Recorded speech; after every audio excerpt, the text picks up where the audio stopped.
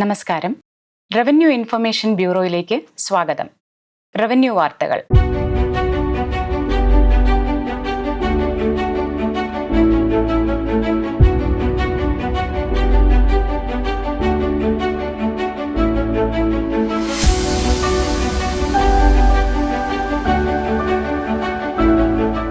പ്രധാന വാർത്തകൾ.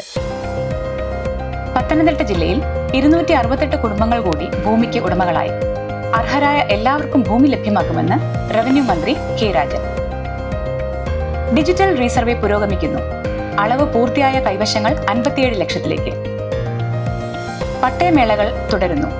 ജൂലൈ മാസത്തിൽ മാത്രം വിതരണം ചെയ്യുന്നത് 43,058 പട്ടയങ്ങൾ. തദ്ദേശ തെരഞ്ഞെടുപ്പ് കരട് വോട്ടർ പട്ടിക പ്രസിദ്ധീകരിച്ചു.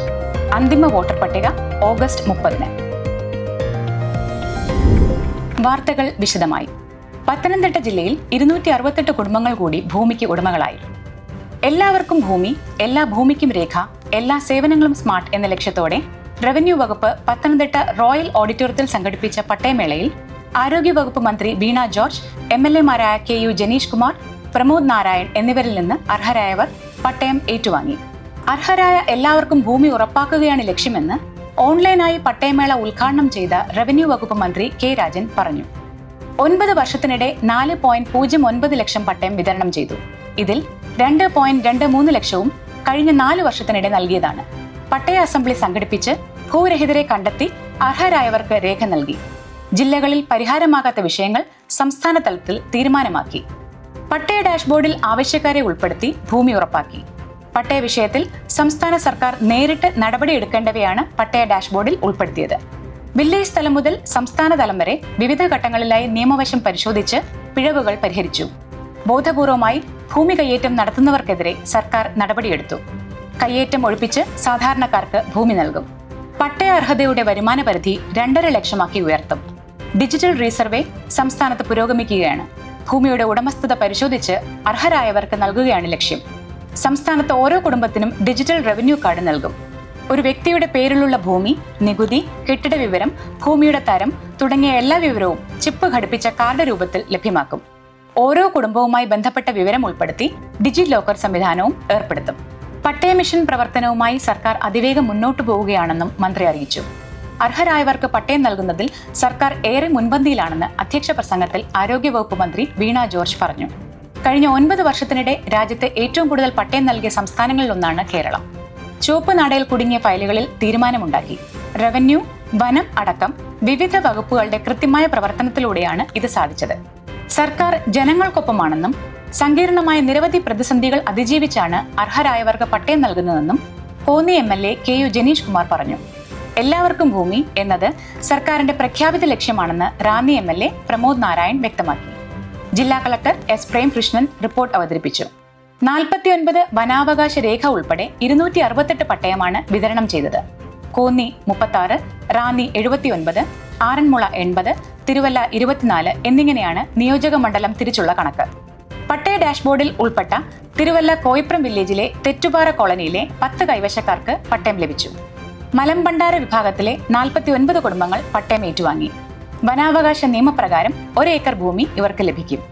ജില്ലാ panchayat president George Abraham, Thiruvalla sub collector Sumit Kumar Thakur, ADM B. Jyoti, Adoor RDO M. Bipin Kumar, Ranni tribal development officer SN Najeem, രാഷ്ട്രീയ കക്ഷി പ്രതിനിധികൾ, ഉദ്യോഗസ്ഥർ തുടങ്ങിയവർ പങ്കെടുത്തു. ഡിജിറ്റൽ റീസർവേ പുരോഗമിക്കുന്നു. അളവ് പൂർത്തിയായ കൈവശങ്ങൾ 57 ലക്ഷത്തിലേക്ക്. 3 ഘട്ടങ്ങളിലായി നടന്ന ഡിജിറ്റൽ റീസർവേ പ്രവർത്തനങ്ങളിൽ ഈ മാസം 22 വരെ 56.12 ലക്ഷം പാഴ്സലുകളിൽ ഭൂമിയുടെ അളവ് പൂർത്തിയായി. ആകെ 7.64 ലക്ഷം ഹെക്ടർ ഭൂമിയിലാണ് ഇതുവരെ അളവ് പൂർത്തിയായത്. 2022 നവംബർ 1-ന് തിരുവനന്തപുരം ടാഗോർ തിയേറ്ററിൽ വെച്ച് മുഖ്യമന്ത്രി പിണറായി വിജയനാണ് ഡിജിറ്റൽ റീസർവേയുടെ 1ാം ഘട്ടത്തിന്റെ ഉദ്ഘാടനം നിർവഹിച്ചത്. ആദ്യഘട്ടത്തിൽ റീസർവേ നടന്ന 200 വില്ലേജുകളിലും സർവേ പൂർത്തിയാക്കി.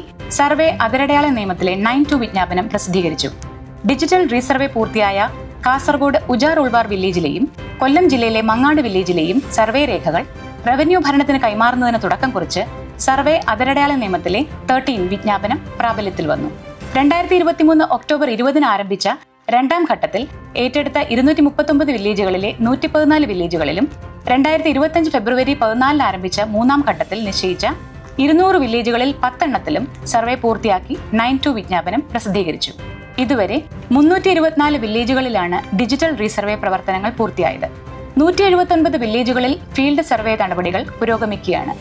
ഡിജിറ്റൽ റീസർവേ പൂർത്തിയായ വില്ലേജുകളിൽ നവംബർ 1 മുതൽ പ്രോപ്പർട്ടി കാർഡുകൾ വിതരണം ചെയ്യുന്നതിനുള്ള നടപടികളും പുരോഗമിക്കുകയാണ്. എല്ലാവർക്കും ഭൂമി, എല്ലാ ഭൂമിക്കും രേഖ, എല്ലാ സേവനങ്ങളും സ്മാർട്ട് എന്ന പ്രഖ്യാപിത ലക്ഷ്യത്തിലുള്ള പട്ടയമേളകൾ സംസ്ഥാനത്ത് തുടരുന്നു. താലൂക്ക് തലത്തിലും നിയോജക മണ്ഡലാടിസ്ഥാനത്തിലുമുള്ള മേളകളിലൂടെയാണ് പട്ടയങ്ങൾ വിതരണം ചെയ്തു വരുന്നത്. 43,058 പട്ടയങ്ങളാണ് ജൂലൈ മാസത്തിൽ മാത്രം വിതരണം ചെയ്യുന്നത്.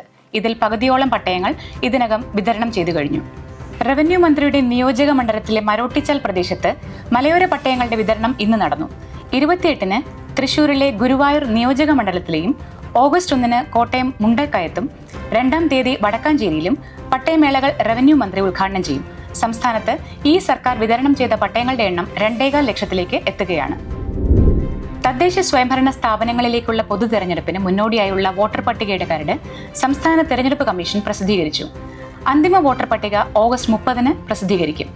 കരട് വോട്ടർ പട്ടിക എല്ലാ തദ്ദേശ സ്ഥാപനങ്ങളിലും വില്ലേജ്, താലൂക്ക് ഓഫീസുകളിലും സംസ്ഥാന തെരഞ്ഞെടുപ്പ് കമ്മീഷന്റെ ഔദ്യോഗിക വെബ്സൈറ്റായ sec.kerala.gov.in പരിശോധനയ്ക്ക് ലഭ്യമാകും. വോട്ടർ പട്ടികയിൽ പേര് ചേർക്കാനും തിരുത്താനും ഓഗസ്റ്റ് 7 വരെ അവസരമുണ്ട്. 2025 ജനുവരി 1-നോ അതിനു മുൻപോ 18 വയസ്സ് പൂർത്തിയായവർക്ക് വോട്ടർ പട്ടികയിൽ പേര് ചേർക്കാം. വോട്ടർ പട്ടികയിൽ പേര് ചേർക്കുന്നതിനും ഉൾക്കുറിപ്പുകൾ തിരുത്തുന്നതിനും സ്ഥാനമാറ്റം വരുത്തുന്നതിനും യഥാക്രമം ഫോറം 4, 6, 7 എന്നിങ്ങനെ സംസ്ഥാന തെരഞ്ഞെടുപ്പ് കമ്മീഷന്റെ വെബ്സൈറ്റായ sec.kerala.gov.in വഴി ഓൺലൈനായി അപേക്ഷിക്കാം. ഓൺലൈനായി അപേക്ഷിക്കുമ്പോൾ ലഭിക്കുന്ന കമ്പ്യൂട്ടർ ജനറേറ്റഡ് നോട്ടീസിലെ തീയതിയിൽ ആവശ്യമായ രേഖകളുമായി ഹിയറിംഗിന് നേരിട്ട് ഹാജരാകണം. വോട്ടർ പട്ടികയിൽ നിന്ന് പേര് ഒഴിവാക്കുന്നത് സംബന്ധിച്ച ആക്ഷേപങ്ങൾ ഓൺലൈനായി രജിസ്റ്റർ ചെയ്യുകയും അതിന്റെ പ്രിന്റൌട്ടിൽ അപേക്ഷകനും ആ വാർഡിലെ ഒരു വോട്ടറും ഒപ്പിട്ട് നേരിട്ടോ തപാലിലൂടെയോ ഇലക്ട്രൽ രജിസ്ട്രേഷൻ ഓഫീസർക്ക് സമർപ്പിക്കണം. ഓൺലൈൻ അല്ലാതെയും നിശ്ചിത ഫോറത്തിൽ ഇലക്ഷൻ രജിസ്ട്രേഷൻ ഓഫീസർക്ക് അപേക്ഷ നൽകാവുന്നതാണ്. ഗ്രാമപഞ്ചായത്തുകളിലും മുനിസിപ്പാലിറ്റികളിലും അതാത് സ്ഥാപനങ്ങളിലെ സെക്രട്ടറിമാരും കോർപ്പറേഷനുകളിൽ അഡീഷണൽ സെക്രട്ടറിയുമാണ് ഇലക്ട്രൽ രജിസ്ട്രേഷൻ ഓഫീസർമാർ. അപേക്ഷകളിലും ആക്ഷേപങ്ങളിലും ഇലക്ട്രൽ രജിസ്ട്രേഷൻ ഓഫീസർമാർ എടുക്കുന്ന നടപടിക്കെതിരെ തദ്ദേശ സ്വയംഭരണ വകുപ്പ് ജില്ലാ ജോയിന്റ് ഡയറക്ടർക്ക് ഉത്തരവ് തീയതി മുതൽ 15 ദിവസത്തിനകം അപ്പീൽ നൽകാം. പാടിയും പറഞ്ഞും സ്നേഹമലയാളം പരിശീലന കളരി.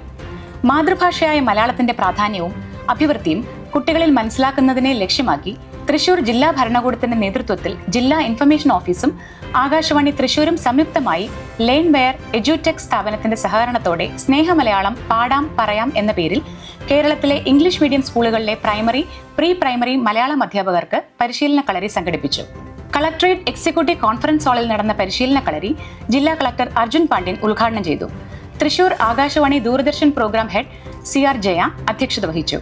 പ്രശസ്ത സംഗീത സംവിധായകൻ ബിജി ബാൽ, ഗ്രന്ഥകാരനും അധ്യാപകനുമായ ഉണ്ണി അമ്മയമ്പലം എന്നിവർ അധ്യാപകർക്കായി ക്ലാസുകൾ നയിച്ചു. പുതുതലമുറയിലെ കുട്ടികളിലെ സംഗീത അഭിരുചിയിൽ വരുന്ന മാറ്റങ്ങൾ, പാട്ടുകളോട് കുട്ടികൾ കാണിക്കുന്ന പ്രതികരണങ്ങളിലെ വ്യത്യാസങ്ങൾ തുടങ്ങിയ വിഷയങ്ങളിൽ അധ്യാപകരുമായി സംവദിക്കുകയും തന്റെ ചില പ്രശസ്ത ഗാനങ്ങൾ ബിജുബാൽ അവതരിപ്പിക്കുകയും ചെയ്തു. ബാലസാഹിത്യവുമായി ബന്ധപ്പെട്ട വിഷയങ്ങളിൽ ഉണ്ണി അമ്മയമ്പലം ക്ലാസ് നടത്തി.